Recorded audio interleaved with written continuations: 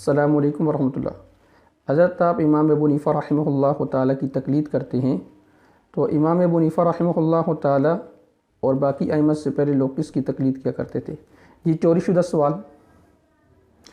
اس سوال کے ذریعے لوگوں کے دلوں کے اندر یہ وسوسہ ڈالا جاتا ہے کہ تقلید کرنا شرک ہے اور ان ائمہ سے پہلے لوگ کسی کی تقلید نہیں کرتے تھے۔ اب اس سوال کو آپ میرے روایتی انداز سے سمجھیں۔ امام ابو حنیفہ اور باقی ائمہ سے پہلے لوگ کس کی تقلید کیا کرتے تھے؟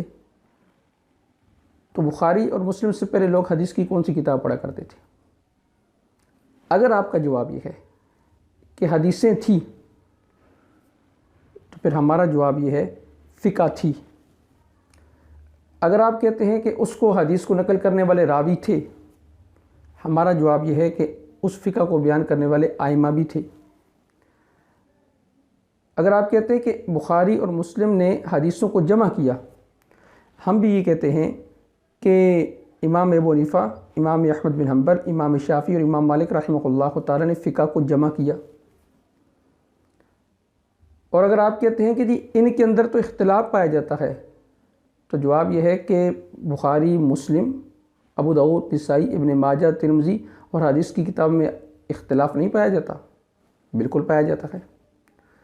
اگر آپ یہ کہیں کہ جی جن کی امام ابو حنیفہ رحمہ اللہ تعالیٰ سے پہلے تقلید کی جاتی تھی، تو آپ ان کی تقلید کیوں نہیں کرتے؟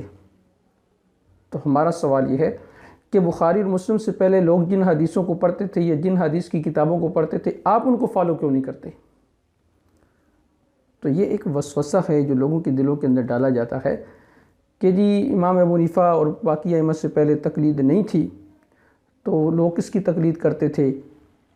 تو دیکھیں یہ تقلید تو ان ائمہ کے آنے کے بعد پیدا ہوئی نہیں، لوگ اس وقت بھی تقلید کرتے تھے، اپنے ائمہ سے مسائل کو پوچھ کر عمل کرتے تھے۔